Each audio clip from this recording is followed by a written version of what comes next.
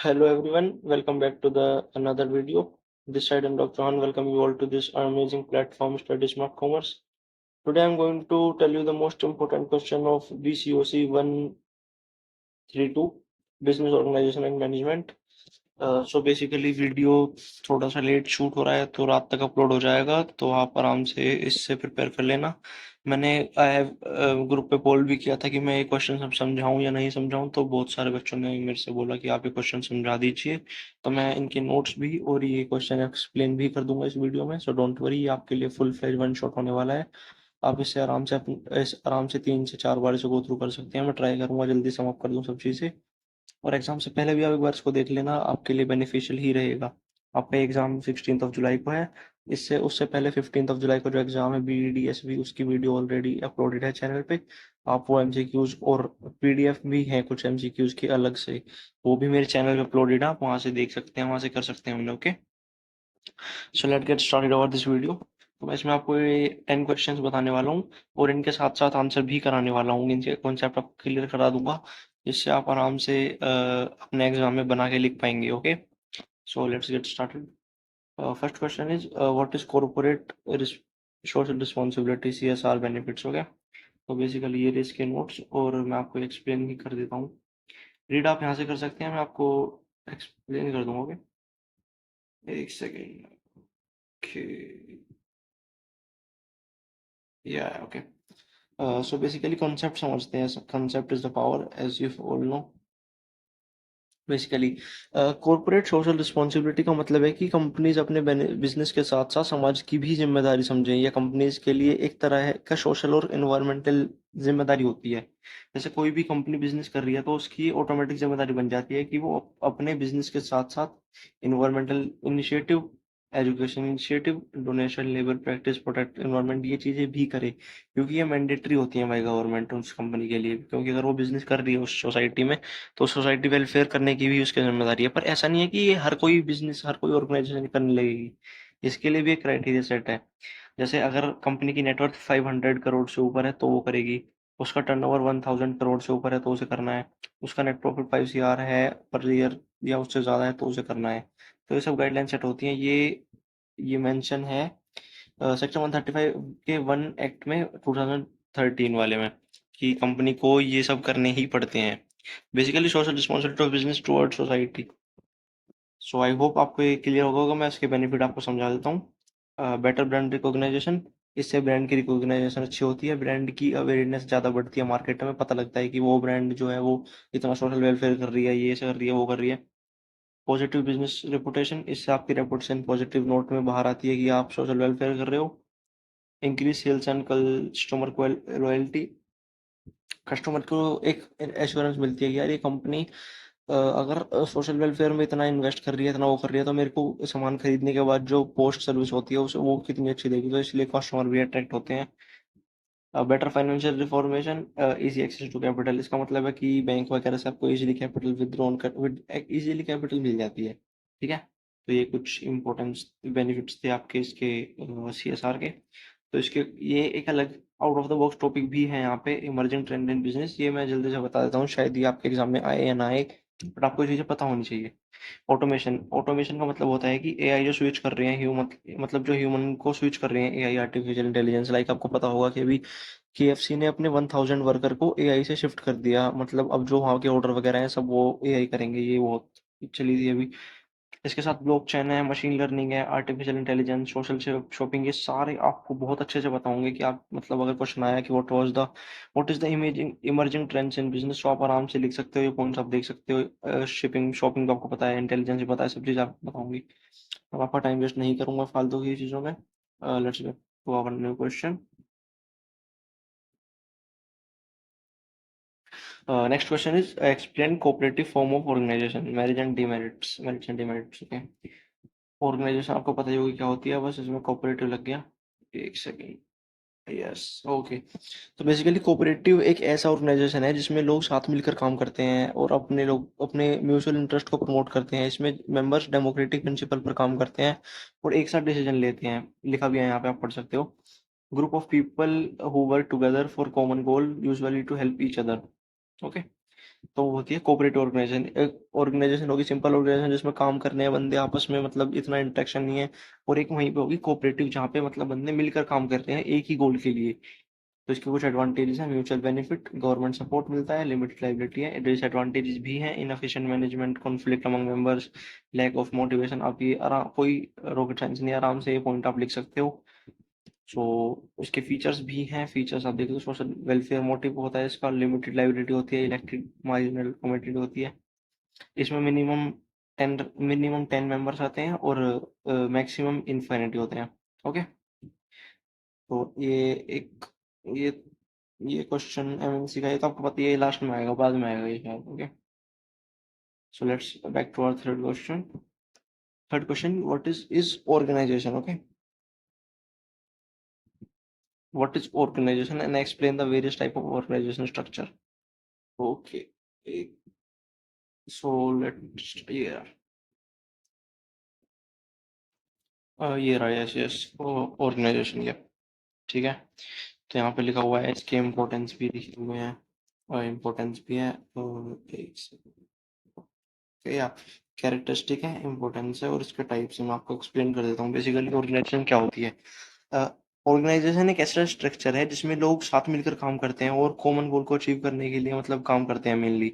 Organisation में लोगों की रोल्स और रिस्पॉन्सिबिलिटी डिफाइन होती है, उन्हें अपने काम के लिए अकाउंटेबल, मतलब अकाउंट मतलब एक तरह से लोगों को डिफाइन होता है कि वो ऑर्गेनाइजेशन में क्या, मतलब प्लानिंग ये करेगा, स्टाफिंग ये करेगा, डायरेक्टिंग ये करेगा, और पीओएस स्टाफिंग ये करेगा, कंट्रोलिंग ये करेगा। तो ऑर्गेनाइजेशन में सब चीज़ें फिक्स रहती हैं। वो इसकी कुछ इंपॉर्टेंस है, कैरेक्टरिस्टिक्स हैं basically: group of people, division of work, common purpose, chain of demand. Importance है: facilitate growth, diversification, stimulate creativity, facilitate administration, enduring human approach. ठीक है, ये होता है एक ऑर्गेनाइजेशन स्ट्रक्चर है। मैं आपको ये समझा देता हूँ, एक second.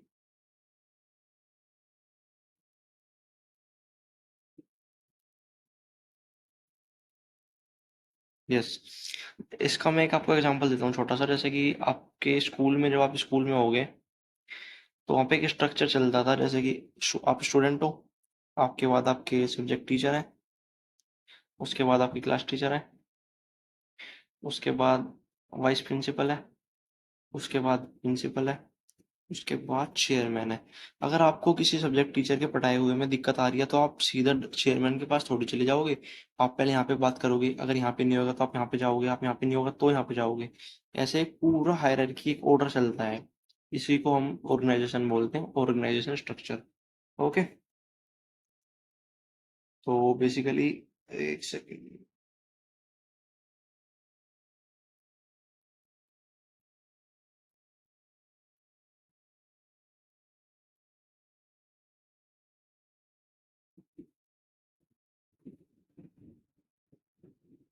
Yes yes, sorry sorry so sorry. Okay, तो ये होता है ऑर्गेनाइजेशन स्ट्रक्चर। इसमें मतलब इसके कुछ टाइप्स हैं ऑर्गेनाइजेशन के, मैं आपको डिफाइन कर देता हूँ अपनी लैंग्वेज में। एक फंक्शनल है, एक डिविजनल है, एक एडेप्टिव है। बेसिकली फंक्शनल स्ट्रक्चर, इसमें सभी लोग अपने काम के हिसाब से एक टीम में काम करते हैं। जैसे मार्केटिंग हो गया, फाइनेंस हो गया, एचआर हो गया, ठीक है। और सेकंड डिविजनल हो गया। डिविजनल स्ट्रक्चर में इसमें कंपनी को छोटी टीम में डिवाइड किया जाता है। मतलब प्रोडक्ट हो गया, मार्केट या लोकेशन के बेसिस पर टीम इंडिपेंडेंट रूप से काम करती है इसमें, जैसे प्रोडक्ट सर्विस के बेस पे, ज्योग्राफिकल लोकेशन के बेस पे, क्लोथ्स, इलेक्ट्रॉनिक, इन सब चीज़ों के बेस पे। एडेप्टिव में क्या होता है, इसमें कंपनी फ्लेक्सिबल होती है और जल्दी से बदल मतलब जल्दी से चीज़ें मतलब चेंज करने के साथ रहती है, कि अगर मार्केट में कुछ चेंज आ गया तो मतलब वो भी चेंज कर लेगी। जैसे एक एग्जांपल लेते हैं इस चीज़ का। जैसे फंक्शनल स्ट्रक्चर में अलग अलग स्पोर्ट्स के लिए अलग अलग टीम होती हैं।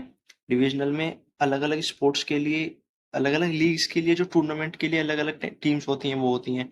एडेप्टिव में एक टीम जो डिफरेंट स्पोर्ट्स खेल सकती है और नए रूल्स के अनुसार अपने आप को एडजस्ट कर सकती है, उसे एडेप्टिव में बोलते हैं। आई होप आपको क्लियर होगा होगा। आप यहाँ से रीड कर सकते हो, ये नोट्स आपको मिलेंगे ही। अब नेक्स्ट चलते हैं आपके, या नेक्स्ट आपका product life cycle with its stages. Okay okay.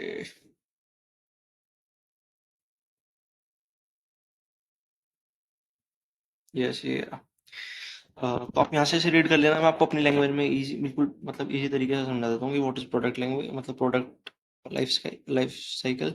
What is introduction stage, growth, maturity, मैं चीज सारी चीज आपको अपनी लैंग्वेज में समझाता हूँ, आप बस मेरी बात सुनो जो मैं कह रहा हूँ, ओके। प्रोडक्ट लाइफ साइकिल एक प्रोडक्ट की जर्नी को दर्शाता है कि जब वो मार्केट में इंट्रोड्यूस होता है, जब तक डिक्लाइन नहीं हो जाता, तब तक जो फेज होता है उसे हम रिकॉर्ड करते हैं इन चार चीजों में: इंट्रोडक्शन, ग्रोथ, मैच्योरिटी, डिक्लाइन। उसी को हम प्रोडक्ट लाइफ साइकिल कहते हैं, ओके। तो मैं आपको ये चीजें लाइन बाय लाइन एक्सप्लेन कर देता हूँ। इंट्रोडक्शन स्टेज, प्रोडक्ट को मार्केट में इंट्रोड्यूस किया जाता है। इस स्टेज में जो प्रोडक्ट की अवेयरनेस और डिमांड जो बढ़ने के लिए मार्केटिंग एफर्ट्स किए जाते हैं, उन्हें हम इंट्रोडक्शन स्टेज में काउंट करते हैं। इसमें हम फोकस करते हैं अवेयरनेस पे और जनरेटिंग इंटरेस्ट में, हमारे प्रोडक्ट का इंटरेस्ट जनरेट हो मतलब मार्केट में, ओके। और second is growth stage, product की डिमांड बढ़ने लगती है यहाँ पे और सेल्स में ग्रोथ हो जाता है। कंपनीज इस स्टेज में प्रोडक्ट की क्वालिटी और फीचर्स को इम्प्रूव करने के लिए इन्वेस्ट करती हैं। यहाँ पे थोड़ा सा मतलब कंपनी इमर्ज करना स्टार्ट कर देती है एक तरह से यहाँ पे, ठीक है। तो next one is maturity stage. Maturity stage में क्या होता है, सेल्स में ग्रोथ स्लो हो जाती है, मतलब कंपनीज इस स्टेज में प्रोडक्ट को डिफरेंशिएशन और मार्केट में जो कंपटीशन आ जाता है उसको लेके थोड़ा सा परेशान रहती हैं और मतलब ट्राई करती हैं कि वो डेवलप करके चीज़ें मतलब मार्केट में अपनी जगह बनाए रखें। Next one is decline stage, product की डिमांड घटने लगती है यहाँ पे और सेल्स में डिक्लाइन हो जाता है। कंपनीज की स्टेज में प्रोडक्ट को रिवाइव करने के लिए स्ट्रेटजी बनाती हैं कि कैसे हम अपने प्रोडक्ट को रिवाइव कर सकते हैं। जैसे कि मैं आपको इसका रियल लाइफ एग्जांपल दूंगा तो एग्जांपल क्या एग्जांपल दूं मैं आपको, हाँ, मैं आपको एक बहुत ही अच्छा एग्जांपल देता हूँ, मतलब इन चारों स्टेज का। आई होप कि उस एग्जांपल से आपको एक कॉन्सेप्ट बिल्कुल क्लियर, क्रिस्टल क्लियर हो जाएगा, ओके। इंट्रोडक्शन स्टेज, जैसा कि आप सबको पता है कि नोकिया ने अपने जो मोबाइल फ़ोन था वो 1980 में लॉन्च किया था। इस स्टेज में नोकिया ने अपने फ़ोन की अवेयरनेस और डिमांड बढ़ाने के लिए एफर्ट्स किए थे कि उसका फ़ोन जो है मतलब डिमांड्स बढ़ जाए, मतलब जितने भी लोग वगैरह उस टाइम पे एंड्रॉयड फ़ोन नहीं थे, जब आईओएस वगैरह नहीं थे, तो वो उनके बीच में वो मतलब जगह बना सके, ओके।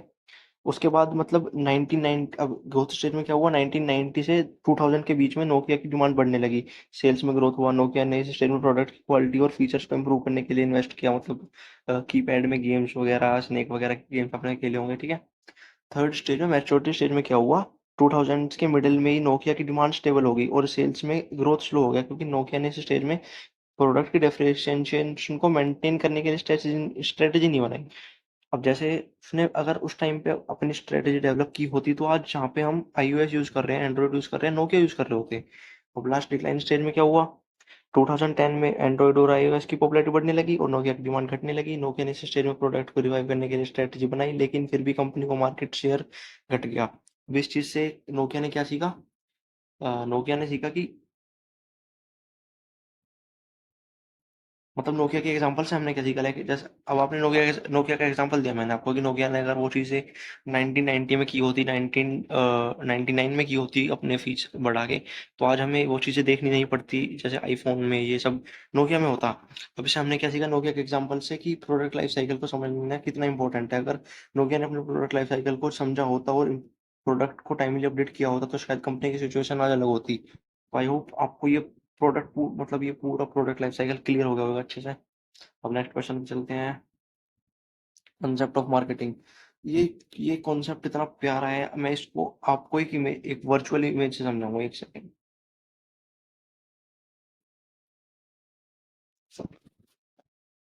कॉन्सेप्ट तो ये रहा,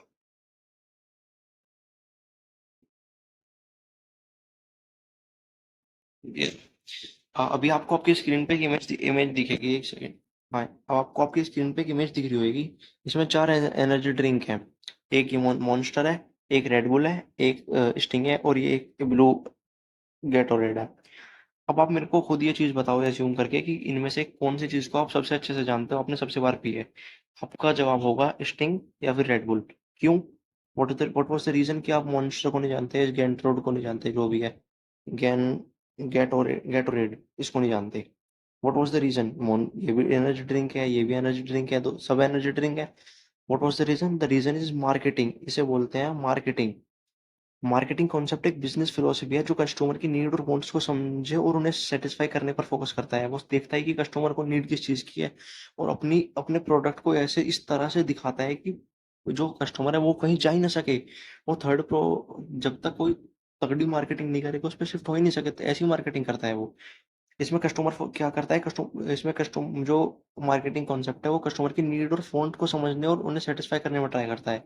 मार्केट रिसर्च करके कस्टमर की नीड और वांट को समझता है, फिर उसी हिसाब से प्रोडक्ट को डेवलप करता है और कस्टमर को प्रोडक्ट सेल कर देता है। तो इसे बोलते हैं मार्केटिंग। अब आप यहाँ पे रीड कर सकते हो। The marketing concept is a business philosophy that, आप ये रीड कर लेना कि एलिमेंट इसके अंडरस्टैंडिंग कस्टमर नीड, आपको बताया मैंने कस्टमर सेटिस्फैक्शन बहुत जरूरी है, मार्केटिंग स्ट्रेटजी है। कस्टमर रिलेशनशिप बिल्ड होते हैं, बेनिफिट रेपुटेशन अच्छी बनती है, बिजनेस बिजनेस को सक्सेस मिलती है, ब्रांड की अवेयरनेस बहुत बढ़ती है, कॉम्पिटेटिव एडवांटेज रहती है। इसके कुछ लिमिटेशन भी है एज वेल, हाई कॉस्ट रहती है, अनसर्टेनिटी रहती है, कंपटीशन बहुत है, चेंजिंग कस्टमर कंज्यूमर बिहेवियर। जैसा हमको पता है कि कंज्यूमर का बिहेवियर ऐसे चेंज होता है जैसे कि मौसम चेंज होता है, किसी को कब क्या पसंद आ रहा है कुछ नहीं कह सकते जब तक कोई सस्ती और बढ़िया चीज मार्केट में नहीं आती है। बेसिकली आपको इसका कॉन्सेप्ट हो गया होगा। नेक्स्ट क्वेश्चन पे। Next question is e commerce and m commerce. ये जो ई टेलिंग लिखा है ये आप इसे इतना ही पढ़ना, ई कॉमर्स और एम कॉमर्स मैं समझाता हूँ ये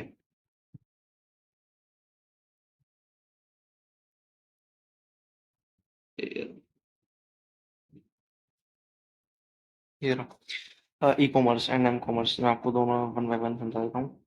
ई कॉमर्स, ई कॉमर्स मतलब होता है कि ऑनलाइन प्लेटफॉर्म पर प्रोडक्ट और सर्विस की बाइंग और सेलिंग को दिखाना इंटरनेट के माध्यम से। इसमें हम यूज करते हैं डेस्कटॉप और लैपटॉप। इसके बेनिफिट्स हैं, इंक्रीज रीच होती है, पर्सनलाइजेशन होता है, D2C की अपॉर्चुनिटी है। जैसा कि आपको पता है ऑनलाइन शॉपिंग की सुविधा 24/7 उपलब्ध होती है, आप किसी भी टाइम किसी भी जगह कहीं पे भी देख सकते, मतलब चीजें देख सकते हो। वाइड रीच होती है, ई कॉमर्स की ग्लोबल ऑडियंस तक पहुंच सकती है। ऑनलाइन शॉपिंग में ट्रांसपोर्टेशन एंड अदर कॉस्ट कम हो जाती है। इसके कुछ लिमिटेशंस भी हैं एज वेल। सिक्योरिटी रिस्क होता है और लॉजिस्टिकल चैलेंज, कंपटीशन बहुत हाई है। लॉजिस्टिकल चैलेंज मतलब होता है कि जैसे कि मैंने कुछ सामान ऑर्डर किया, अब मेरे को वो सामान शो हो रहा है कि 3 दिन के बाद डिलीवर होगा, बट वो 5 दिन ले रहा है, तो वो मेरे लिए मतलब कंपनी के लिए चैलेंज है कि उन्होंने 3 दिन शो किए थे बट 5 दिन में हुआ है। Just because of delivery agent बहुत बार मतलब प्रॉब्लम कर देते हैं। Next concept is, e commerce की फुल फॉर्म होती है इलेक्ट्रॉनिक कॉमर्स। ओके, वो हम आ जाते हैं एम कॉमर्स पे। एम कॉमर्स की फुल फॉर्म होती है मोबाइल कॉमर्स। ये भी उसी की तरह है, मतलब एम कॉमर्स मतलब मोबाइल डिवाइसेस जैसे कि स्मार्टफोन टैबलेट्स के माध्यम से ऑनलाइन ट्रांजैक्शन जो होती है ना, वो पेटीएम गूगल, आप लोग जितने भी देख रहे हो सबने ऑनलाइन ट्रांजैक्शन तो की होगी, मतलब ऑफ्टन आप डेली में बहुत ही बार हो जाती है मतलब। तो इसमें हम यूज करते हैं स्मार्टफोन्स एंड टैबलेट्स वगैरह। ये बहुत कन्वीनियंस है, आप कभी भी अपने फोन को जेब में रख के कहीं भी ले जा सकते हो। लोकेशन बेस्ड सर्विस है, मोबाइल पेमेंट्स की सुविधा मिलती है, गूगल पे हो गया, पेटीएम हो गया, फोन पे हो गया, एक्सेट्रा एक्सेट्रा। लिमिटेशन, इसकी लिमिटेशन भी वो सेम ही है, ये वाली लिमिटेशन आप यहाँ पे लिख सकते हो, कोई बड़ी बात नहीं है। ओके, तो आई होप आपको ई कॉमर्स का और एम कॉमर्स में मतलब जो मेन जो चीज़ है वो क्लियर हो चुकी होगी। बेसिकली ई कॉमर्स में मतलब उनके स्कोप भी बहुत ज़्यादा है, जैसे आर्टिफिशियल इंटेलिजेंस हो गया, 5G हो गया, और भी मतलब बहुत सारी चीज़ें आप ये बना के लिख सकते हो, इतना कोई रॉकेट साइंस नहीं है इस क्वेश्चन में। ओके, तो next back to next question. Next question is how technology impact the business in today's time. ये देखो, ये वाला क्वेश्चन जो था मैंने, जो क्वेश्चन आपको यहाँ पे कराया था ये भी आप उसमें लिख सकते हो एज अ टेक्नोलॉजी। ओके, अब चलते हैं इस क्वेश्चन पे। ये ये टेक्नोलॉजी इम्पैक्ट ऑन बिजनेस। जैसा कि आपको सबको मतलब ये क्वेश्चन तो आप अगर किसी 11th 12th के बच्चे से पूछोगे वो बना के शीट भर देगा इस क्वेश्चन की। तो ओके, तो मैं आपको समझाता हूँ उसका कॉन्सेप्ट क्या है। टेक्नोलॉजी ने, जैसा कि आप सबको पता है कि ये बिजनेस के हर एस्पेक्ट में इन्फ्लुएंस करता है, हर एस्पेक्ट में यूज होती है। जैसे कि आप एग्जांपल ले सकते हो, ऑपरेशंस हो गए, मार्केटिंग होगी, सेल्स होगी, कस्टमर सर्विस हो गई, आफ्टर सेल सर्विस होगी, सब में आप टेक्नोलॉजी का भरपूर यूज करते हो। जैसे कि इनहेंस ऑपरेशनल एफिशिएंसी में क्या है, ऑटोमेशन। ऑटोमेशन मतलब होता है कि जो एरर होते हैं उनकी संभावना बहुत कम हो जाती है। क्लाउड कंप्यूटिंग फैसिलिटी होती है जो और ऑर्गेनाइजेशन दूसरी ऑर्गेनाइजेशन को प्रोवाइड करती है उनके डाटा को सिक्योर करके। Improve customer service experience, personalisation 24/7 support, मतलब कभी भी आप उनके एजेंट से बात कर सकते हो। डे नाइट की शिफ्ट चलती हैं, ड्रिवन बिजनेस और ग्रोथ। डिसीजन मेकिंग में हेल्प करता है। ई कॉमर्स ने कितना प्रभावित किया है अभी आपने हमें पीछे इस वाले में पढ़ा था ये चीज यहाँ पे। नेक्स्ट है इनहेंस क्वालिटी, इम्प्रूव ग्राफिक्स, जैसे कोई भी आपको फोटो वगैरह सेंड करनी है, एडिट करनी है, इन टेक्नोलॉजी की मदद से आप अपने बिजनेस में आराम से करते हो, कोई रॉकेट साइंस नहीं है, कोई बड़ी बात नहीं है। एआई हेल्प अलॉट, एआई ने तो इस वक्त इतना वो किया हुआ है कि जितनी भी एडिटिंग एजेंसीज हैं बहुत सारी, मतलब जो मतलब बहुत सी चीजें, बहुत से बिजनेस एआई ने ठप कर दिए, बहुत से एग्जांपल्स हैं, there are many examples, you if you aware with general knowledge and current affairs. So let's, आपको इसका कॉन्सेप्ट क्लियर हो गया होगा। और इसमें ऐसा कुछ है नहीं बताने लायक जो मैं आपको मतलब इसमें बताऊं टेक्नोलॉजी ने क्या इम्पैक्ट किया, technology as represent the way business operate, okay. But इसके चैलेंज, इसके यहाँ पे मैंने शायद चैलेंजेस मिस कर दिए, इसके जो चैलेंजेस थे, है ना। मैं आपको इसके चैलेंजेस मतलब ओरली बता दूं जो मेरे को याद है। पहला हो गया साइबर सिक्योरिटी, डाटा ब्रीचेस और साइबर अटैक्स का रिस्क रहता है इसमें। सेकंड हो गया डिजिटल ट्रांसफॉर्मेशन, लीगेसी सिस्टम को अपडेट करने और न्यू टेक्नोलॉजी को अडॉप्ट करने का चैलेंज है। स्किल गैप हो गया, टेक्नोलॉजी की तेज रफ्तार का कारण स्किल गैप आ सकता है इसमें। ये तीन आपके हो गए, मैंने मेंशन कर दूंगा टेलीग्राम में। आप एक बार मेरे को कमेंट में या फिर टेलीग्राम में याद दिला देना चीज़, ओके। नेक्स्ट क्वेश्चन है आपका,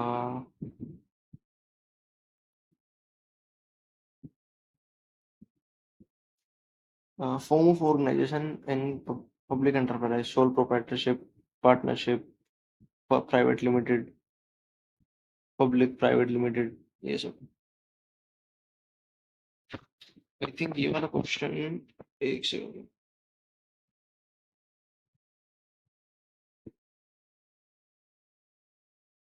आई होप कि आपको एक क्लियर होगा। एक सेकंड,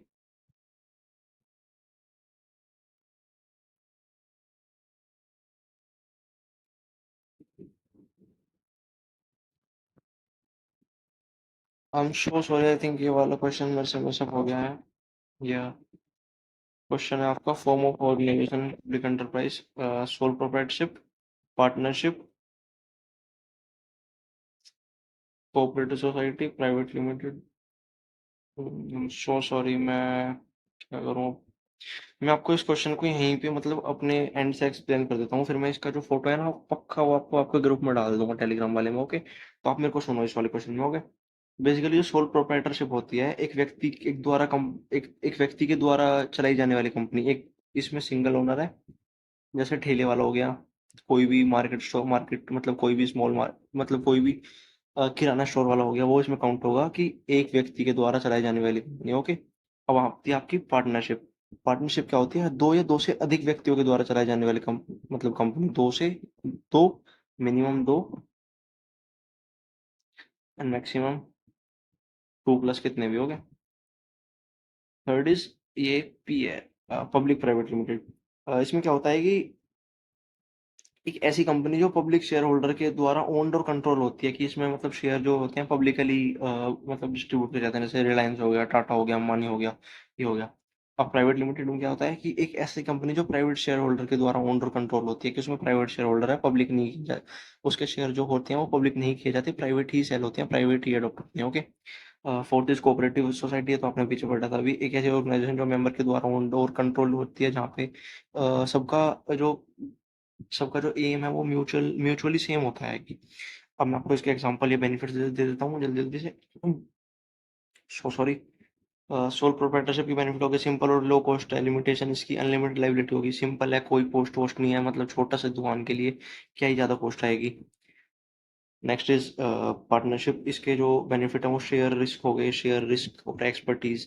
इसमें जो रिस्क है वो शेयर कर लेते हैं, अगर मेरे पास अगर 10 लाख का लोन है और हम 5 बंदे हैं तो सबके हिस्से में 2-2 लाख आ जाएंगे, और अगर एक ही बंदा है उसके हिस्से में 2 लाख 10 लाख है तो 10 ही भरने पड़ेंगे उसको। Third is private limited. Private limited के बेनिफिट होते हैं लिमिटेड लाइबिलिटी, टैक्स बेनिफिट मिल जाते हैं इस कंपनी में, इसमें। कोऑपरेटिव सोसाइटी में जो मेंबर रहते हैं वो डेमोक्रेटिक कंट्रोल रहते हैं एक दूसरे से, मतलब एक दूसरे की हेल्प करने के लिए, always be there for helping others. तो ये सब हो गया आपके चारों ऑर्गेनाइजेशन के टाइप्स। आई होप कि मैं क्लियर कर पाया हूँ, मैं इसके क्वेश्चन की फोटो पक्का डाल दूंगा, इंपॉर्टेंट क्वेश्चन आपके एग्जाम में आ सकता है। नेक्स्ट, चलो moving to next question. The question is, इसमें डिफरेंस है बेसिकली, ये डिफरेंस भी इंपॉर्टेंट है। फर्स्ट है सेंट्रलाइजेशन एंड डिसेंट्रलाइजेशन, ओके।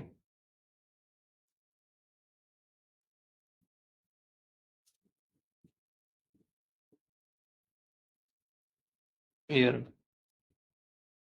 आप यहाँ से रीड कर लेना, मैं मतलब अपने एंड से आपको मतलब जो मेरे को पता है इस चीज़ के बारे में आपको एक्सप्लेन कर देता हूँ। सेंट्रलाइजेशन में डिसीजन मेकिंग जो होती है वो एक अथॉरिटी एक सेंट्रल पॉइंट पर होती है, जैसे कि टॉप मैनेजमेंट या हेडक्वार्टर। इसमें डिसीजन को एक सेंट्रल टीम या व्यक्ति के द्वारा लिया जाता है, कि ऐसा नहीं है कि जो लोअर लेवल वाले हैं वो डिसीजन लेंगे, नहीं, यहाँ पे जो डिसीजन लिया जाता है वो अपर लेवल वाले लोगों को लिया जाता है इन सेंट्रलाइजेशन में। Okay, all decision are made by central authority, information are resource are centralise, control and authority operated by central point, सब चीजें सेंट्रल के द्वारा ही मतलब की जाती हैं एंड से।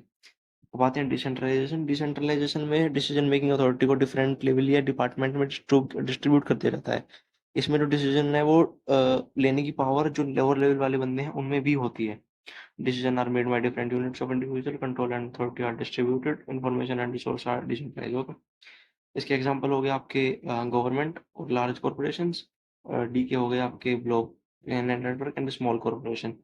इसके कुछ बेनिफिट्स और ये सब भी हैं, तो जो सेंट्रलाइजेशन है मैं उसके बेनिफिट बताता हूँ आपको। सेंट्रलाइजेशन के बेनिफिट है जैसे कंसिस्टेंसी, सेंट्रलाइजेशन में डिसीजन कंसिस्टेंट होते हैं और एक ही व्यक्ति के द्वारा वो सारी चीजें देख परख के लिए जाते हैं, कोई इसमें मतलब रिस्क नहीं होता। Got it? ठीक है। और इसमें कंट्रोल जो है, सेंट्रलाइजेशन में कंट्रोल सेंट्रलाइज होता है, जैसे कि डिसीजन मॉनिटर करना, कंट्रोल कैसे करना है और चीजें कैसे चलानी है। इसमें एफिशिएंसी जो होती है सेंट्रलाइजेशन में, रिसोर्स को ऑप्टिमल यूज होता है और डुप्लीकेशन उससे और ऑफ एफर्ट से बचा जा सकता है, क्योंकि सारी चीजें एक ही व्यक्ति के द्वारा चीजें एग्जीक्यूट की जा रही हैं, तो यहाँ पे डुप्लीकेट का कोई खतरा नहीं रहता। डिसेंट्रलाइजेशन के बेनिफिट्स भी हैं, जैसे कि फ्लेक्सिबिलिटी, डिसेंट्रलाइजेशन में डिसीजन को लोकल नीड के अनुसार लिया जा सकता है और फ्लेक्सिबल किया जा सकता है। फास्टर डिसीजन मेकिंग, डिसेंट्रलाइजेशन में डिसीजन को जल्दी से लिया जा सकता है, और क्योंकि डिसीजन को सेंट्रल अप्रूवल की जरूरत नहीं होती, तो आपस में ही मतलब कम्युनिकेट करके जल्दी से जो भी बेस्ट डिसीजन है उसे अप्रूव कर दिया जाता है। एम्प्लॉय एम्पावरमेंट, डिसेंट्रलाइजेशन में एम्प्लॉय को डिसीजन मेकिंग की पावर मिलती है, जिससे उसका मोटिवेशन और मोरल हाई होता है। तो बेसिकली यही कुछ वो थी। एक ऑर्गेनाइजेशन में सेंट्रलाइजेशन और डिसेंट्रलाइजेशन दोनों का ही बहुत नीड होता है, पर कंपनी अपनी ग्रोथ की अपनी चीजों को एनालाइज करके चूज करते हैं कि उसे सेंट्रलाइजेशन रखनी है या डिसेंट्रलाइजेशन रखनी है। Okay, so next question is primary market and secondary market. ये बहुत इजी कॉन्सेप्ट है।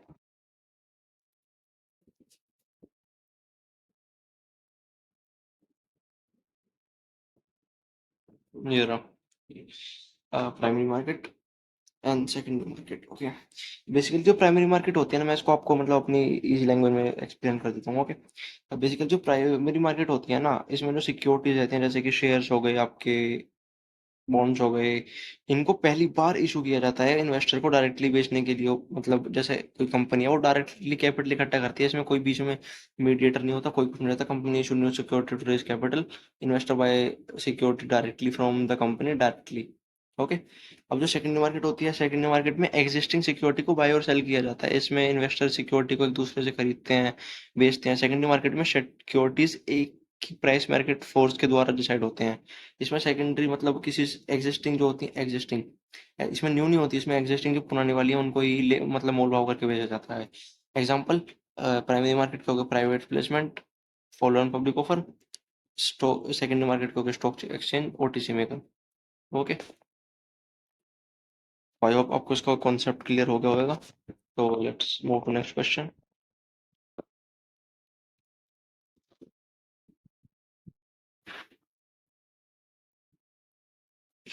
Next question is economic activity and non economic activity. तो बहुत इजी कॉन्सेप्ट है, मैं इसको बहुत अच्छे से एक्सप्लेन कर दूंगा आपको।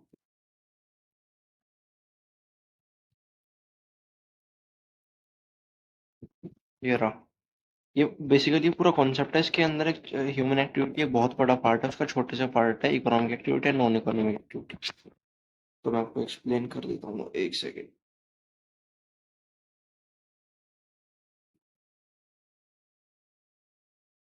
यस, इकोनॉमिक ह्यूमन एक्टिविटी के दो पार्ट होते हैं, इकोनॉमिक और नॉन इकोनॉमिक। इकोनॉमिक के अंदर आते हैं बिजनेस, प्रोफेशन, एम्प्लॉयमेंट। इनका डिफरेंस भी समझना जरूरी है, अगर आपको नहीं पता तो। नॉन इकोनॉमिक में क्या, नॉन इकोनॉमिक ये, हाँ बेसिकली इकोनॉमिक में ये आ गई, नॉन इकोनॉमिक में आती हैं आपकी जो ये वाली। ठीक है, मैं आपको इसको अपने लैंग्वेज में लेकर समझा देता हूँ कि what is economic activity and what is non economic activity. Basically economic activity में गुड्स एंड सर्विस का प्रोडक्शन, डिस्ट्रीब्यूशन एंड कंजप्शन शामिल होता है। ये एक्टिविटीज इकोनॉमिक वैल्यू क्रिएट करने के लिए और इनकम जनरेट करने के लिए, प्रॉफिट जनरेट करने के लिए, सेल्स जनरेट करने के लिए की जाती हैं। बल्कि इनसे जो, जैसे एक सिक्के के हेड अगर इकोनॉमिक है तो टेल उसका नॉन इकोनॉमिक होगा। नॉन इकोनॉमिक एक्टिविटी में एक्टिविटी शामिल होती हैं जो इकोनॉमिक वैल्यू क्रिएट नहीं करती, मतलब जिन जो एक्टिविटी अपने पर्सनल, सोशल या कल्चरल नेचर के लिए की जाती है, मतलब अपने पर्सनल सेटिस्फेक्शन के लिए की जाती है। लाइक जैसे मैं एक टीचर हूँ, मैं स्कूल में पढ़ा रहा हूँ तो वो इकोनॉमिक एक्टिविटी है, और मैं कुछ बच्चों को फ्री में पढ़ा रहा हूँ तो वो नॉन इकोनॉमिक एक्टिविटी है। ठीक है, तो आप यहाँ से रीड कर सकते हो इसको को। That activity which is undertaken by objective of earning, financial motive, non-financial, social and motivational, mental, social and mental motive. This action add value to national income. Example: doctor, lawyer. That activity which is undertaken object to satisfaction. यहाँ पे satisfaction matter करती है, यहाँ पे profit. Do not elevate well, do not add value to national income. Can't measure, yes, ये सबसे बड़ा difference है। इसको मनी टाइम, मनी टर्म में मेजर कर सकते हैं, इसको नहीं कर सकते। फॉर एग्जाम्पल, आपको एक अच्छा अच्छा एग्जाम्पल दे देता हूँ। जैसे एक डॉक्टर है, अब वो किसी हॉस्पिटल में किसी पेशेंट का इलाज कर रहा है तो वो इकोनॉमिक एक्टिविटी है। बट उसे रोड पे कोई मतलब चोट लगी हुई मिली किसी को और वो उसका इलाज कर रहा है तो वो नॉन इकोनॉमिक एक्टिविटी है। एक लॉयर अगर, एडवोकेट जो होते हैं वो अगर केस लड़ रहा है किसी कोर्ट में तो इकोनॉमिक एक्टिविटी है। बट वो किसी अपने फ्रेंड का केस लड़ रहा है, मतलब फ्री ऑफ कॉस्ट, कोई चार्ज नहीं कर रहा, तो वो नॉन इकोनॉमिक एक्टिविटी है। ओके, आई होप कि आपको क्लियर हो गया होगा। सो अब सेक्टर ऑफ इकोनॉमी, सेक्टर भी है कुछ इकोनॉमी के, मैं आपको ये भी एक्सप्लेन कर ही देता हूँ ना। Sector of economic activity: primary sector, secondary sector and tertiary sector. So let's start from primary sector. Primary sector, primary sector में जो नेचुरल रिसोर्स होते हैं उनके एक्सट्रैक्शन और प्रोडक्शन होता है। जैसे कि एग्रीकल्चर हो गया, माइनिंग हो गया, आपका फिशिंग हो गया, फॉरेस्ट्री हो गया, ये होता है आपका प्राइमरी सेक्टर। सेकेंडरी सेक्टर में क्या होता है कि रॉ मटेरियल को फिनिश गुड में कन्वर्ट किया जाता है, जैसे कि मैन्युफैक्चरिंग हो गया, कंस्ट्रक्शन हो गया। ओके, थर्ड आ गया आपका टर्शियरी सेक्टर। टर्शियरी सेक्टर में सर्विस का प्रोविजन होता है, जैसे कि health care, education, financial service हो गई, ट्रांसपोर्टेशन, ये सब आपकी टर्शियरी सेक्टर में आती हैं। क्लियर? अब इसके लिए मैं आपको तीन कंसेप्ट को समझा देता हूँ जो इकोनॉमिक एक्टिविटी के अंदर ही आते हैं। ज़्यादा टाइम नहीं लगेगा, मतलब क्या है, बिजनेस, प्रोफेशन और एम्प्लॉयमेंट। ओके, आपको मतलब जल्दी जल्दी समझा देता हूँ ये चीज़। बिजनेस, ठीक है, प्रोडक्शन, एक सेकेंड।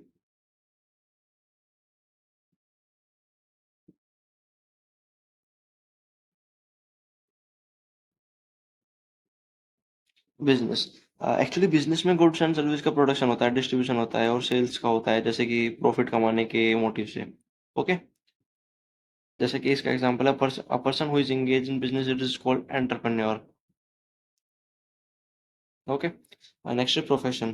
प्रोफेशन में एक्सपर्टीज आ जाती है, जैसे कि स्किल स्किल का यूज करके किसी को सर्विस प्रोवाइड करना, जैसे कि डॉक्टर हो गया, लॉयर हो गया आपका, किसी को टीचिंग हो गया, एजुकेशनल हो गया, और चार्टर्ड अकाउंटेंट हो गए। तो ये आपके आते हैं प्रोफेशन में।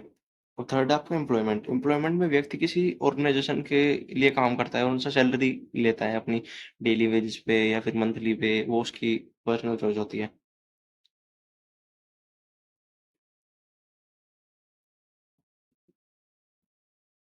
इसके टाइप भी होते हैं, फुल टाइम हो गया, पार्ट टाइम हो गया, कैजुअल एम्प्लॉयमेंट हो गया, कॉन्ट्रैक्ट सीजनल हो गया। ऑब्जेक्टिव है इकोनॉमिक के earn profit, explore new market, growth and expansion, making unity. Social में हो गया provide employment, supply quantitative good, return to investor. Human, उसमें लास्ट में हो गया आपका develop human resources, satisfaction of employ. Okay, I hope कि आपको इसका कॉन्सेप्ट भी क्लियर हो गया होगा। आप एक बार रीड कर लेना, हो जाएगा, कोई रॉकेट साइंस नहीं है इसमें भी।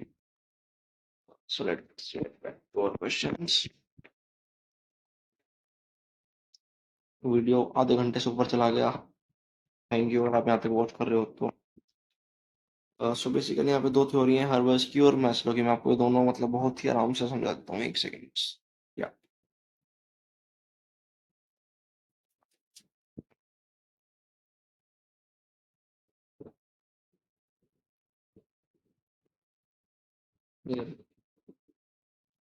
हाँ, तो बेसिकली जो हर्बर्स थ्योरी है वो एक सेकेंड, यस, तो बेसिकली जो हर्बस थ्योरी है आपकी सो सॉरी, हाँ, जो आपकी हर्बस थ्योरी है ये आपके फ्रेडरिक हर्बस ने 1959 में दी थी, जिसमें कि उन्होंने साफ साफ बोला था कि ये मतलब दोनों ही थ्योरी बेसिकली मोटिवेशनल थ्योरी हैं। ये आपको आगे आगे भी काम आएंगे। अगर आपको क्वेश्चन आता है कि tell motivational theory provided by the professors, तो आप लिख सकते हैं हर्बस और मैस्लो हायरार्की। हर्बस आपकी 1959 में दी गई थी फ्रेडरिक हर्बस के द्वारा। इसमें उन्होंने बात की थी कि सेटिस्फेक्शन और डिससेटिस्फेक्शन को इन्फ्लुएंस करने वाले जो दो फैक्टर होते हैं आपके ऑर्गेनाइजेशन के, वो उनके बारे में पहला उन्होंने डिस्कस किया था हाइजीन फैक्टर, सेकंड उन्होंने किया था मोटिवेशनल फैक्टर। हाइजीन फैक्टर उन्होंने कहा था कि जहाँ पे भी बंदा काम कर रहा है उसके आसपास की रहने की, खाने की, पीने की जगह बिल्कुल हाइजीन हो, प्रॉपर हाइजीन हो, उसका सैलरी होगा जिसमें कंपनीज पॉलिसी हो गई, उसके खाने पीना रहना मतलब अच्छा अच्छी क्वालिटी का हो। कि अब इसका एग्जांपल आप बिग बॉस से ले सकते हो कि जो बिग बॉस में एक कंटेस्टेंट था उसने कैसा हाइजीन मेंटेन किया था वॉशरूम वगैरह में। नाम आप समझ गए होगे अगर आप उसके फैन हो तो I am sorry, jokes apart. Okay. So these factors can lead to satisfaction and motivation if they are present in the organization. Okay. Second theory आ जाती है Maslow hierarchy theory. Maslow hierarchy theory Abraham Maslow ने दी थी 1943 में। एक story उन्होंने दी थी, इसमें उन्होंने बोला था कि जो कस्ट मतलब जो भी वर्कर होता है उसकी पांच मतलब एक हायरार्की में पांच नीड्स होती हैं उसकी। जैसे लिखा है कि इस theory propose that human beings have different types of need which are hierarchy arranged. ये पांच उन्होंने दी थी। पहला psychological, safety, love belonging, esteem and self actualisation. जैसे कि फिजिकल में उन्होंने बोला था कि बंदे की बेसिक नीड पूरी करो, फूड वाटर शेल्टर। बंदे की आप सेफ्टी नीड पूरी करो, उसको सिक्योरिटी दो, जॉब सिक्योरिटी दो, उसको फाइनेंशियल सिक्योरिटी दो, आने जाने की उसकी कार करो, कैब करो, वट। थर्ड उसकी लव एंड बिलोंगिंग नीड, उसे सोशल नीड, उसकी सोशल नीड वो समझो, उसको फ्रेंडशिप मतलब एक फ्रेंडशिप माहौल क्रिएट करो अपनी ऑर्गेनाइजेशन में। ऐसा नहीं है कि अगर किसी लड़के ने किसी लड़की से बात कर ली वहां पे तो वाई यू टॉक, मतलब फॉरेन कंपनीज में होता है ना कि hey you don't talk this, don't talk like this, so don't do this, be mature, social maturity. Third esteem need, self esteem मतलब रिस्पेक्ट दो उसे, अचीवमेंट पे उसे प्रेज करो, उसे मतलब कमीशन रिकॉग्नाइज करो अगर वो अच्छा कर रहा है तो। ऐसा नहीं है कि आप वो अच्छा कर रहा है और आप कुछ उसे प्रेज नहीं कर रहे, मेडल नहीं दे रहे, एक मेडल ट्रॉफी दे दो, क्या पता उसकी दुगनी एफिशिएंसी से वो काम करे। थर्ड हो गया सेल्फ एक्चुअलाइजेशन, इसमें पर्सनल ग्रोथ होती है, पोटेंशियल और क्रिएटिविटी, उसको नए नए क्रिएटिविटी के लिए नए नए काम दो, उसे अच्छी अच्छी चीजें सीखने के लिए ट्रेनिंग प्रोग्राम चलाओ अपनी ऑर्गेनाइजेशन में, एंड दैट्स ऑल। ठीक है, ये सब आपका हो गया है हर्बस में और मैस्लो में। आप इनकी डेट याद रखना कि कौन सी स्टोरी कब बाउंड की गई थी, है ना। इसमें लिखा, अरे इसमें नहीं लिखा, हर्बस थ्योरी करी थी 1959 में। ओके। और जो आपकी ये मैस्लो की हायरार्की थ्योरी थी ये की थी उन्होंने 1943 में। आप ये चीज याद रखना। ओके। आप इसका स्क्रीनशॉट भी ले लो अगर चाहो तो। वैसे मैं मेंशन कर दूंगा इस चीज। अब जाते हैं अपने नेक्स्ट क्वेश्चन पे। Next question is economic. ये तो हो गया। हाँ, आपके अब आपके ये सारे डिफरेंस कंप्लीट हो चुके हैं। अरे पेंशन हो गया, कोई नहीं। ठीक है। अब आपके शॉर्ट नोट बचे हैं planning, span of control, motivation, company में जल्दी जल्दी सारे एक्सप्लेन कर देता हूँ। विद इन एन आवर आपकी वीडियो कंप्लीट हो जाएगी और आपके लिए फुल पैकेज हो जाए, फुल पैक रिसोर्स हो जाएंगे सब चीज़ों की एक जगह। ओके। Planning in business.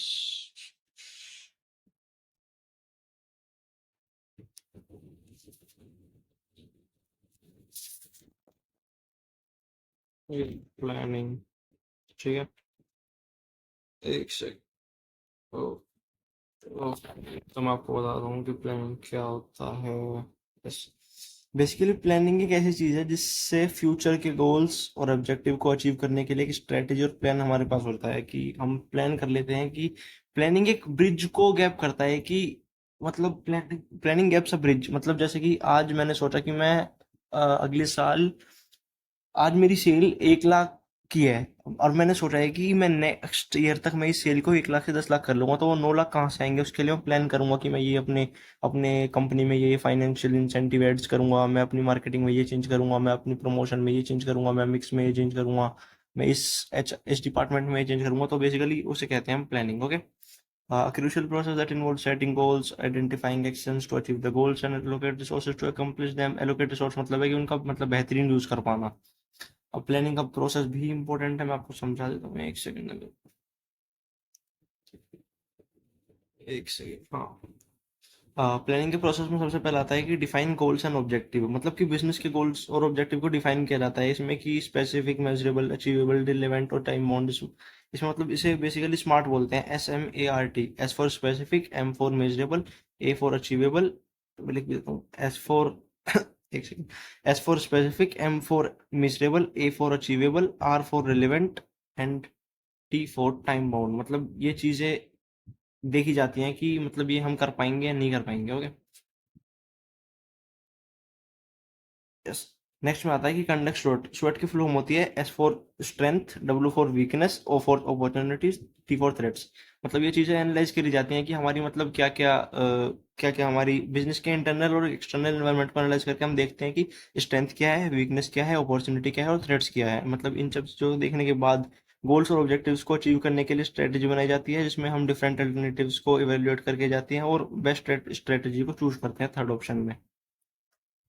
ठीक है, बेस्ट स्ट्रेटेजी को चूज करने के बाद हम स्ट्रेटेजी को प्लान में कन्वर्ट किया जाता है, जिसमें स्पेसिफिक एक्शन को टाइमलाइन और रिसोर्स के अंदर डिफाइन किया जाता है, उसको क्रिएट एक्शन प्लान बोलते हैं। उसके बाद हमारा आता है कि एलोकेट रिसोर्स। प्लान को इम्प्लीमेंट करने के लिए इसमें एम्प्लॉयज को रिस्पॉन्सिबिलिटी दी जाती है कि वो रिसोर्स का बेस्ट टू बेस्ट यूज करें, उसे हम बोलते हैं एलोकेट रिसोर्स।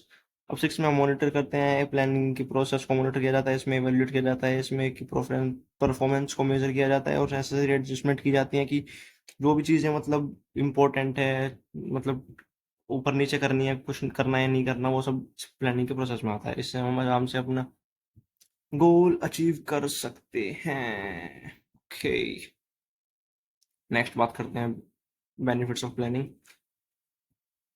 प्लानिंग के बेनिफिट्स में आता है इंक्रीज एफिशिएंसी। प्लानिंग एफिशिएंसी को इंक्रीज कर देती है। सबको पता है कि प्लानिंग के द्वारा बिजनेस के गोल्स और ऑब्जेक्टिव्स को पूरा करने के लिए एफिशिएंसी इंक्रीज की जाती है। Improve decision making. प्लानिंग हमारा डिसीजन इम्प्रूव कर देते हैं। प्लानिंग के द्वारा इन्फॉर्म डिसीजन लिए जा सकते हैं, मतलब जो बेस्ट टू बेस्ट इन्फॉर्म होंगे, मतलब डिसीजन होंगे। Enhance productivity. प्रोडक्टिविटी मतलब हमारी सेल्स को बढ़ा देती है, हमारी मतलब जो हम आज प्रोड्यूस कर रहे हैं 10 यूनिट, हम अच्छी प्लानिंग करेंगे तो 20 प्रोड्यूस कर सकते हैं। Better risk management. पहले से ही हम अगर किसी चीज़ की तैयारी कर लेंगे, प्लानिंग कर लेंगे, तो रिस्क बहुत कम रहेगा। Increase motivation. मोटिवेशन मिलता है कम करने वालों को कि हमारे पास एक प्रॉपर प्लान है, हम इसको फॉलो करके आराम से अपनी वो मतलब प्रॉपर मतलब वो कर लेंगे, अचीव कर लेंगे एक ऑर्गेनाइजेशन गोल। इसकी लिमिटेशंस भी हैं, टाइम कंज्यूमिंग है, लिमिटेड क्रिएटिविटी है, अनरियलिस्टिक है। टाइम कंज्यूमिंग मतलब कि बहुत टाइम लगता है, कि ऐसा नहीं है कि मैंने आज सोचा कि मैं प्लानिंग कल मैं नेक्स्ट ईयर, जैसे कि आज मैंने सोचा कि मैं नेक्स्ट इग्नू के बीकॉम सेकेंड ईयर में 100 आउट ऑफ 100 मार्क्स स्कोर करूंगा स्टैटिस्टिक्स में, तो अब कोई प्लान नहीं है मेरे पास, तो ये चीज़ नहीं होगी ना। और अगर होगी भी तो उसमें अभी 1 साल का टाइम है, तो वो चीज़ होती है टाइम कंज्यूमिंग है। लिमिटेड क्रिएटिविटी, इसमें लिमिटेड चीज़ें ही कर सकते हैं। अनरियलिस्टिक मतलब मैं सोच रहा हूँ कि मेरे मैं करूंगा, अब मैं नहीं पढ़ूंगा तो कहाँ से करूंगा। एक यहाँ पे कॉस्ट का पॉइंट रह गया, हाई कॉस्ट आती है इसमें, क्योंकि जैसे हम प्लानिंग करने के लिए हम बहुत मतलब वो हायर करते हैं, जो एडवाइस लेने के लिए, अपने प्लान को बनवाने के लिए उनको बहुत मोटी पेमेंट दी जाती है, तो उसे बोलते हैं, उसी में हाई कॉस्ट आता है। ठीक है, आप मेरे को जरूर बताना कि आपको मेरा समझाना हुआ कैसा लग रहा है, अच्छा लग रहा है, नहीं लग रहा। अगर आप बोलोगे नहीं लग रहा तो मैं अगली बार से सिर्फ इंपॉर्टेंट क्वेश्चन ही बताऊंगा, और लग रहा है कि हाँ लग रहा है तो ओके। हाँ, प्लानिंग आपका कंप्लीट हो गया। मतलब प्लानिंग इतना मतलब वो नहीं था, अगर आप मतलब कुछ थोड़ी बहुत चीजें मतलब नॉर्मली पता है प्लानिंग के बारे में।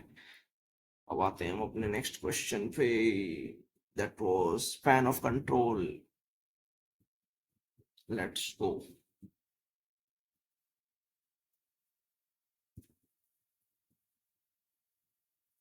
तेरा,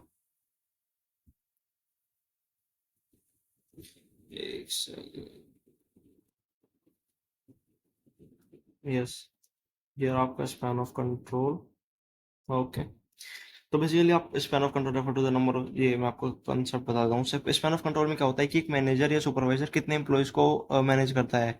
ये मैनेजमेंट के कॉन्सेप्ट को, जो ऑर्गेनाइजेशन के स्ट्रक्चर ऑफ एफिशिएंसी को डिटरमाइन करता है, उसे बोलते हैं कि एक जो सुपरवाइजर या फिर जो मतलब सबॉर्डिनेट है, वो कितने मतलब सुपर कितने कर्मचारियों को अपने नीचे रख रहा है, कि कितने लोग उसके अंदर काम कर रहे हैं। इसके दो वो होते हैं टाइप्स, एक होता है narrow side, narrow span of control, एक होता है कि साइड, नहीं wide, I am so sorry, wide, so sorry, wide span of control. मैं आपको इसके दोनों कॉन्सेप्ट बहुत ही अच्छे से समझा देता हूँ, देखो। जो नैरो स्पैन ऑफ कंट्रोल होता है, इसमें क्या होता है, जब एक मैनेजर कम एम्प्लॉय को मैनेज करता है तो इसे नैरो स्पैन ऑफ कंट्रोल कहते हैं। इसमें मैनेजर एम्प्लॉय को क्लोजली मॉनिटर कर सकता है और उसकी परफॉर्मेंस को इम्प्रूव कर सकता है। नैरो स्पैन ऑफ कंट्रोल में मैनेजर एक एम्प्लॉय के साथ इंटरेक्शन अधिक दिखा सकता है, जैसे कि एम्प्लॉय एम्प्लॉय को बेटर गाइडेंस मिलेगी। वहीं दूसरी तरफ जो वाइड स्पैन कंट्रोल होता है, ये सेकंड वाला, इसमें क्या होता है कि जब एक मैनेजर अधिक मतलब ज्यादातर एम्प्लॉय को मैनेज करता है जब, तो इसी wide of span of control कहते हैं। इसमें मैनेजर को एम्प्लॉय को मैनेज करने के लिए डिफिकल्टी हो सकती है, लेकिन ये ऑर्गेनाइजेशन का फ्लैट स्ट्रक्चर और ऑटोनॉमी प्रोवाइड कर सकता है। वाइड स्पैन ऑफ कंट्रोल में एक मैनेजर को एम्प्लॉयज के साथ इंटरेक्शन कम होता है, जिससे एम्प्लॉय को अधिक फ्रीडम और रिस्पॉन्सिबिलिटी नहीं मिल पाती, तो एक इसका लिमिटेशन भी है। अब बात करते हैं इसके फीचर्स की, factor affecting span of control. Manager की एबिलिटी, अब जैसे कोई मेरा मैनेजर है, मेरे जो मैनेजर है, अब उसमें एबिलिटी ही नहीं है काम करने की, तो मैं कैसे ठीक काम करूंगा अगर उसमें एबिलिटी ही नहीं है। तो मैनेजर की एबिलिटी भी डिपेंड करती है। सबॉर्डिनेट का कॉम सबॉर्डिनेट कॉम्पिटेंस, मतलब सबॉर्डिनेट जो होते हैं उनकी कॉम्पिटिशन कैसा है, competence competence subordinate competition competition कितना है, कि अब जैसे मैं हूँ, मेरे साथ वाला बहुत अच्छा कर रहा है, मेरे दूसरे साथ वाला और अच्छा कर रहा है, और मैं अच्छा नहीं कर रहा, तो कंपटीशन बढ़ेगा, मैं सोचूंगा यार वो मेरे से अच्छा कर रहा है, तो मैं भी ट्राई करूंगा उससे अच्छा करने का। थर्ड, ऑर्गेनाइजेशनल कल्चर, मतलब कल्चर पे भी बहुत सारी चीज़ें डिपेंड करती हैं, जैसे हिंदू मुस्लिम जैन धर्म सिख ईसाई जो भी चीज़ें हैं, चार धर्म होते हैं बेसिकली, जैसे हिंदू मुस्लिम सिख ईसाई, तो उस चीज़ को लेके रहती हैं थोड़ी बहुत चीज़ें, कोई बड़ी बात नहीं है, सब जगह होता है। बेनिफिट क्या है इससे, इम्प्रूव प्रोडक्टिविटी इम्प्रूव करता है, हम आज 10 यूनिट कर रहे हैं तो इससे हम 20 करेंगे अगर हम अच्छे से अपने सबॉर्डिनेट्स को मेंटेन कर पाएंगे। बेटर कम्युनिकेशन प्रोवाइड करता है, रिड्यूस वर्कलोड ओवरलोडेड। लिमिटेशन है इसकी, आप कितनी दिक्कत है, limitation overload, lack of control, communication, demotivation, ये सब इसकी लिमिटेशन है, आप एक बार इनको रीड कर लेना। ओके। अब नेक्स्ट क्वेश्चन है आपका मोटिवेशन, में वहाँ पे नहीं जा रहा था मैं आगे। नेक्स्ट क्वेश्चन है आपका मोटिवेशन। ओके।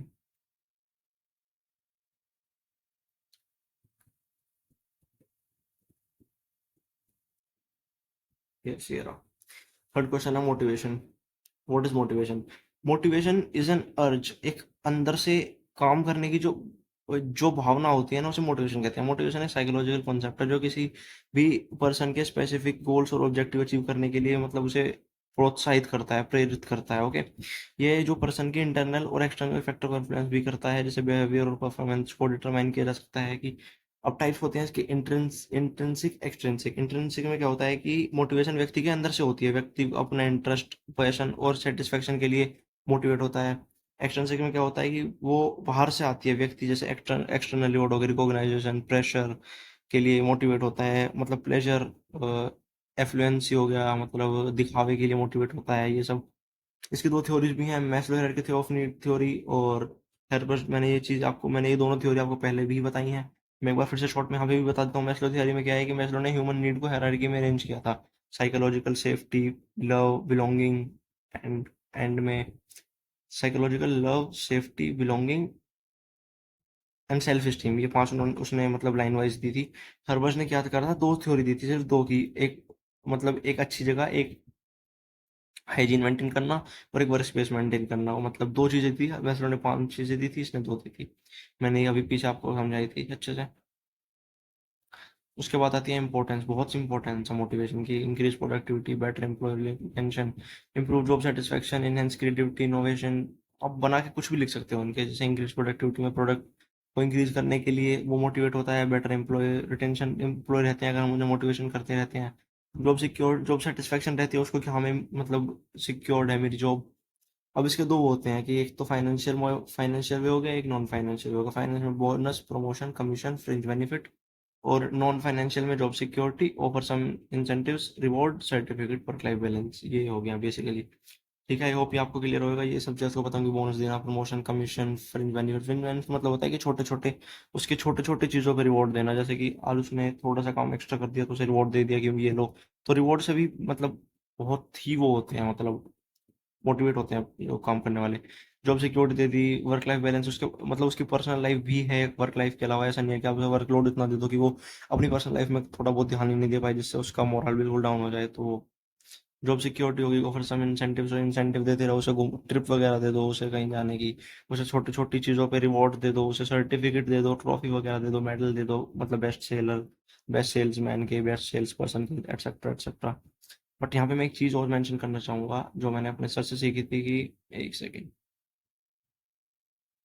हाँ, एक सेकेंड, उन्होंने मतलब ये आउट ऑफ द बॉक्स आप इसको अपनी लाइफ में भी यूज कर सकते हो।